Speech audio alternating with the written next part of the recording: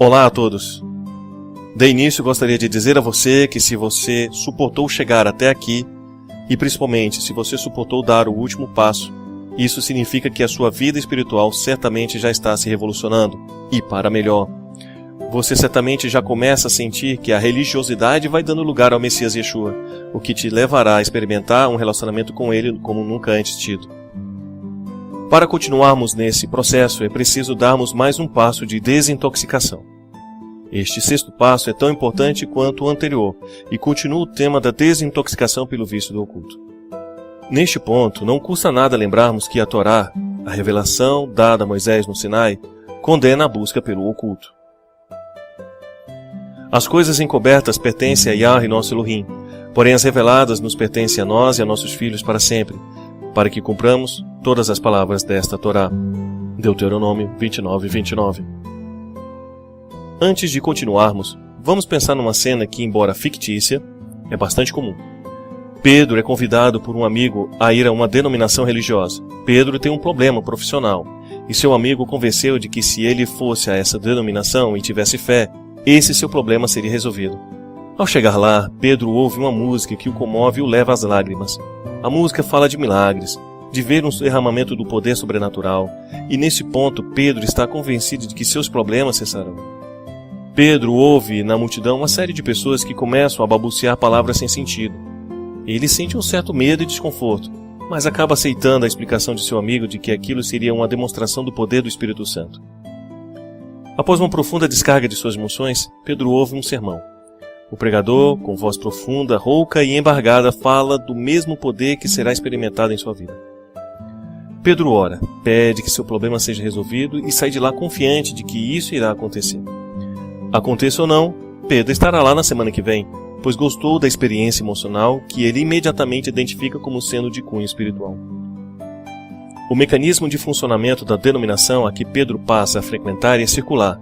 Se algo de positivo acontece, é milagre e prova de que o poder se manifestou, prova de que Pedro precisa voltar na semana que vem. Se algo negativo acontece, ou se o positivo não ocorre, é provação, ou ataque, ou mesmo falta de fé.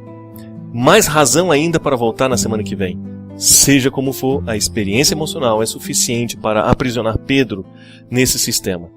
Mas ele não se sente aprisionado. Pelo contrário, nunca se sentiu tão livre, pois Pedro foi capaz de extravasar emoções há muito contidas.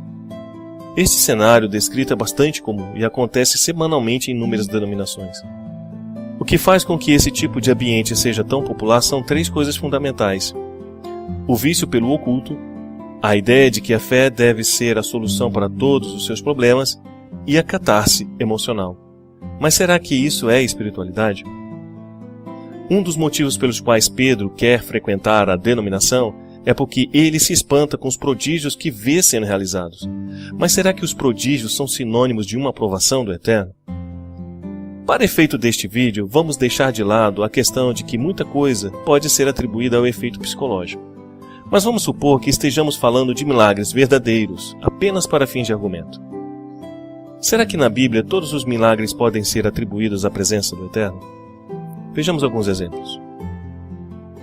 Então Moisés e Arão foram a Faraó, e fizeram como Yahweh ordenara. E lançou Arão a sua vara diante de Faraó e diante dos seus servos, e tornou-se em serpente. E Faraó também chamou os sábios e encantadores, e os magos do Egito fizeram também o mesmo com seus encantamentos. Porque cada um lançou sua vara, e tornaram-se em serpentes, mas a vara de Arão tragou a vara deles. Êxodo 7, 11 e 12. A Bíblia também tem exemplos de pessoas que viam espíritos e diziam comunicar-se com o oculto. Então disse Saul aos seus criados: buscai-me uma mulher que tenha o espírito de feiticeira, para que vá a ela e consulte por ela. E os seus criados lhe disseram: eis que em Endor há uma mulher que tem o espírito de adivinhar. 1 Samuel 28, 7. A Bíblia profetizou que no fim dos tempos os milagres se multiplicariam assustadoramente. Mas pela autoridade de quem? Vamos conferir. E vi subir da terra outra besta, e tinha 2 chifres semelhantes aos de um cordeiro, e falava como o dragão, e exerce todo o poder da primeira besta na sua presença, e faz que a terra e os que nela habitam adorem a primeira besta, cuja chaga mortal fora curada, e faz grandes sinais, de maneira que até fogo faz descer do céu à terra, à vista dos homens, e engana os que habitam na terra, com sinais que lhe foi permitido que fizessem, na presença da besta, dizendo aos que habitam na terra que fizesse uma imagem à besta que recebera a ferida da espada e vivia. Apocalipse 13, 11 e 14. E da boca do dragão, e da boca da besta, e da boca do falso profeta, vi sair 3 espíritos imundos, semelhantes a rãs, porque são espíritos de demônios, que fazem prodígios, os quais vão ao encontro dos reis da terra e de todo o mundo para os congregar para a batalha, naquele grande dia do Elohim Todo-Poderoso. Apocalipse 16, 13 e 14. Observe, portanto, que a proliferação de milagres, sinais e prodígios prevista na Bíblia é um instrumento do inimigo, num último gesto antes de seu fim, de enganar os habitantes da terra. Se você gastar algum tempo lendo os capítulos por trás das citações, coisa que eu recomendo, verá que o engano promovido por Satã será quase que universal no fim dos tempos. Não é surpresa, portanto, que cada vez surjam mais e mais grupos religiosos arrebatando multidões às custas de supostos sinais e prodígios. Pedro, o personagem de nosso exemplo, não é levado a estudar as Escrituras com profundidade e, portanto, não conhece essa mensagem. Sua denominação utiliza apenas passagens descontextualizadas para justificar algumas práticas. Você já tem recursos para não ser enganado, pois já aprendeu no passo 4 como ler a Bíblia de forma completa e dentro do seu contexto. Mas você deve estar se perguntando nesse momento, como diferenciar os sinais genuínos dos falsos sinais? A resposta está nas Escrituras. Perguntaram-lhe, pois, quem é o homem que te disse, toma o teu leite e anda? E o que fora curado não sabia quem era, porque Yeshua se havia retirado em razão de naquele lugar haver grande multidão. Depois Yeshua encontrou-o no templo e disse, eis que já estás são, não peques mais, para que não te suceda alguma coisa pior. João 5, 12 e 15. Uma coisa fica bastante evidente quando se observa os milagres de Yeshua. Havia um propósito para realizar tais sinais. Yeshua não realizou milagres para arrebanhar multidões nem para impressionar, muito menos ainda para convencer uma pessoa de seu poder. Os milagres de Yeshua levavam as pessoas a terem suas vidas transformadas. Ele lhes perdoava os pecados e lhes anunciava as boas novas de que essas pessoas poderiam agora se reconciliarem com o Eterno. E disse-lhes Pedro, arrependei-vos e cada um de vós seja batizado em nome de Yeshua HaMashiach para perdão dos pecados, e recebereis o dom da Ruach HaKodesh, o Espírito Santo. Porque a promessa vos diz respeito a vós e a vossos filhos e a todos os que estão longe, a tantos quanto Elohim nosso Senhor chamar. E com muitas outras palavras isto testificava e os exortava, dizendo, salvai-vos dessa geração perversa, de sorte que foram batizados os que de bom grado receberam a sua palavra. E naquele dia agregaram-se quase 3.000 almas, e perseveravam na doutrina dos apóstolos, e na comunhão, e no partir do pão, e nas orações. E em toda a alma havia temor, e muitas maravilhas e sinais se faziam pelos apóstolos. Atos 2, 38 a 43. Mais uma vez vemos que havia um propósito para os sinais e maravilhas. Os sinais e maravilhas sequer são o que há de mais fundamental na passagem acima. Eles servem para ratificar o que havia de mais importante, o arrependimento e o retorno a uma vida com o Eterno.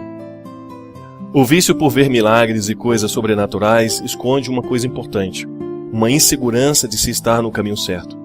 É como se a mensagem precisasse ser justificada por sinais e prodígios para estar certa. E mais, é como se quando finalmente acertamos o caminho, viemos a ser capazes de fazer shows de pirotecnia unicamente utilizando o poder da nossa fé. Quando o profeta ou sonhador de sonhos se levantar no meio de ti e te der um sinal ou prodígio, e suceder o tal sinal ou prodígio de que te houver falado, dizendo, vamos após outros deuses que não conhecestes, e sirvamo-los, não ouvirás as palavras daquele profeta ou sonhador de sonhos, porquanto Yahweh vosso Elohim vos prova, para saber se amais a Yahweh vosso Elohim com todo o vosso coração e com toda a vossa alma. Após Yahweh vosso Elohim andareis, e a ele temereis, a seus mandamentos guardareis, e a sua voz ouvireis, e a ele servireis, e a ele vos achegareis. E aquele profeta ou sonhador de sonhos morrerá, pois falou rebeldia contra Yahweh vosso Elohim, que vos tirou da terra do Egito, e vos resgatou da casa da servidão, para te apartar do caminho que te ordenou Yahweh teu Elohim, para andares nele, assim tirarás o mal do meio de ti. Deuteronômio 13, de 1 a 5. Porque a Torá, a lei do Eterno, nos diz no meio do texto sobre falsos profetas e falsos operadores de milagres e prodígios a frase, após Yahweh vosso Elohim andareis, e a ele temereis, e seus mandamentos guardareis. Exatamente porque o propósito do verdadeiro profeta e dos verdadeiros milagres, sinais e prodígios é levar as pessoas de volta a andar segundo Yahweh, temendo a Ele e guardando os seus mandamentos. Nem todo o que me diz, Senhor, Senhor, entrará no reino dos céus, mas aquele que faz a vontade de meu Pai que estás nos céus.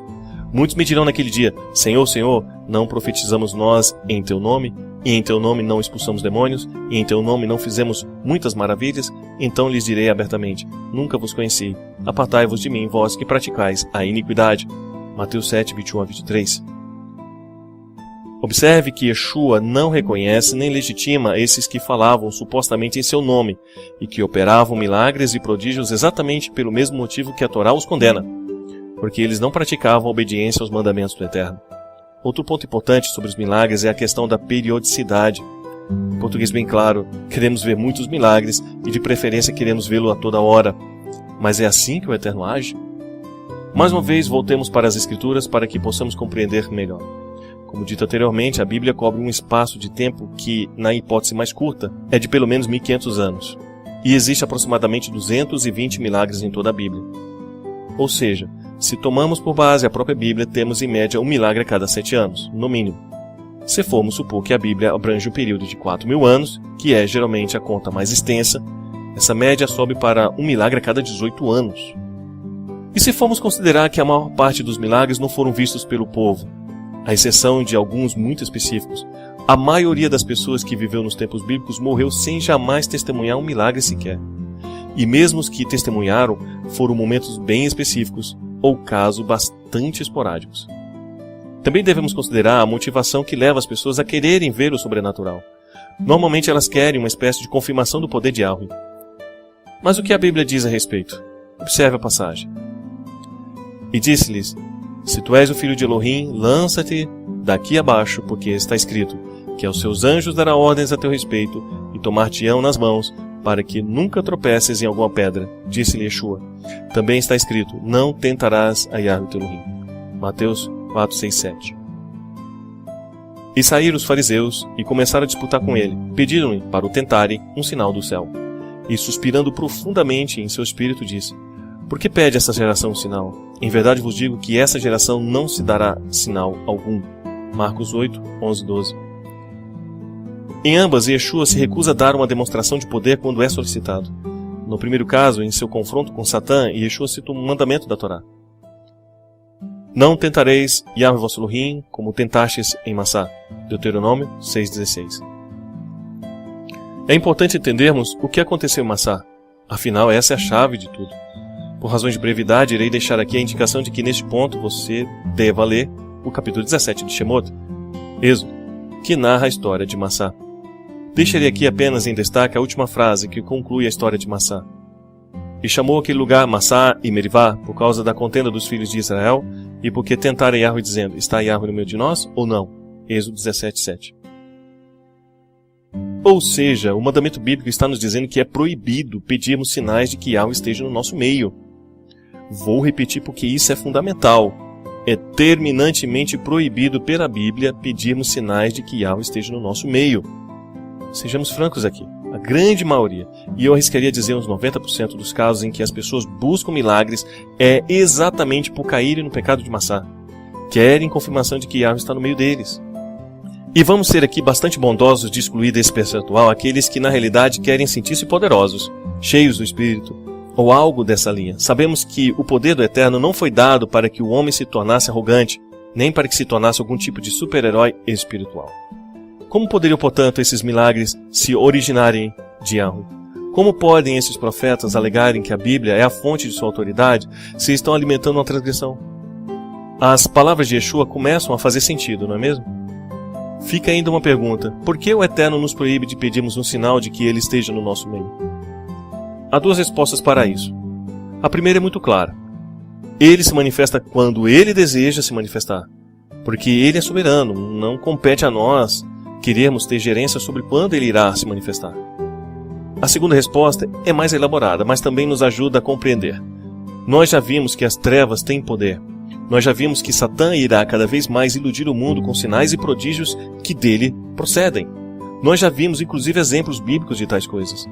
Ou seja, se o sobrenatural for parâmetro, Como será possível diferenciar o que vem do Eterno e o que vem de Satã? Como diferenciar a verdade do engano através de manifestações sobrenaturais, se os anjos de Satã também têm poder? E se há seres humanos invocando e buscando tal poder? O fato de Yahweh proibir que o tentemos buscando sinais e prodígios sobrenaturais não significa que ele não nos dê uma confirmação de que ele está no nosso meio. Mas a única forma de termos certeza disso é se conhecermos quais são os sinais que ele nos dá. E será que, se ouvirdes a voz de Yahweh teu Elohim, tendo cuidado de guardar todos os seus mandamentos que hoje te ordeno, Yahweh teu Elohim te exaltará sobre todas as nações da terra, e todas estas bênçãos virão sobre ti e te alcançarão, quando ouvires a voz de Yahweh teu Elohim. Será, porém, que se não deres ouvidos à voz de Yahweh teu Elohim, para não cuidares em cumprir todos os seus mandamentos e os seus estatutos que hoje te ordeno, então virão sobre ti todas essas maldições e te alcançarão, e serão entre ti por sinal e por maravilha, como também entre a sua descendência para sempre. Deuteronômio, capítulo 28, versículos de 1 a 2, versículo 15 e versículo 46. Observe que este é um sinal claro e incontroverso que o Eterno nos dá. Se andarmos em obediência, somos abençoados, e veremos a nossa vida progredir. Se nos desviarmos dos seus caminhos, cairemos em maldição e viveremos dificuldades. Simples assim. E não há necessidade de ser mais complexo, pois este é um sinal que nos acompanha por toda a vida e que abrange todas as áreas da nossa vida. Temos então duas alternativas. Vivamos agora em obediência, aprendendo aos poucos a cada vez mais nos alinharmos aos mandamentos do Eterno, ou nos enquadramos no que diz Pedro. Porquanto, se, depois de terem escapado das corrupções do mundo, pelo conhecimento do Senhor e Salvador Yeshua Mashiach, forem outra vez envolvidos nelas e vencidos, tornou-se-lhes o último estado pior do que o primeiro, porque melhor lhes fora não conhecerem um caminho da justiça do que, conhecendo-o, desviarem-se do santo mandamento que lhes fora dado. Deste modo, sobreveio-lhes o que, por um verdadeiro provérbio, se diz: o cão voltou ao seu próprio vômito e a porca lavada ao esponjadouro de lama. 2 Pedro 2, 20 e 22.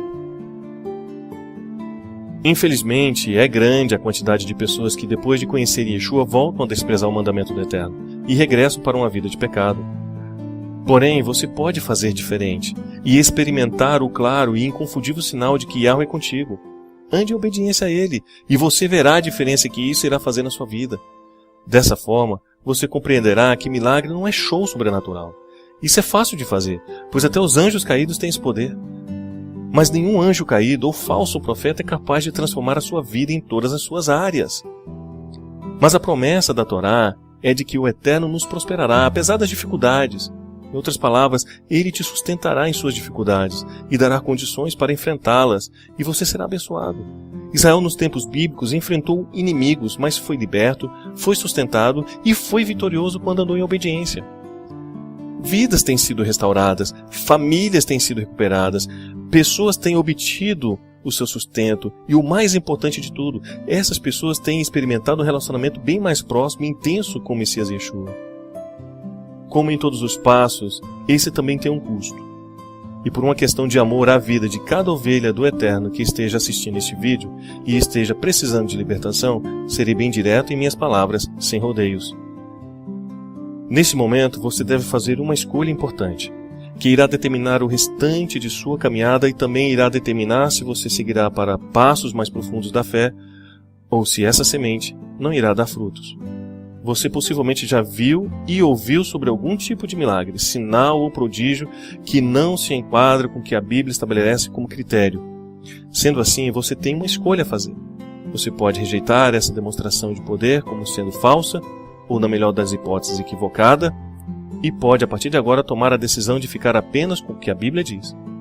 Ou você pode continuar a procurar justificativas para o que testemunhou, e certamente isso significará que sua vida espiritual irá se estagnar na posição de vítima de tais enganos, porque, como já vimos antes, a Bíblia é extensa o suficiente para que alguém que queira muito encontrar um pretexto para justificar uma posição consiga fazê-lo, com base em alguma passagem desconexa. O todo da Bíblia, porém, não deixa dúvidas. Shalom e até o próximo passo.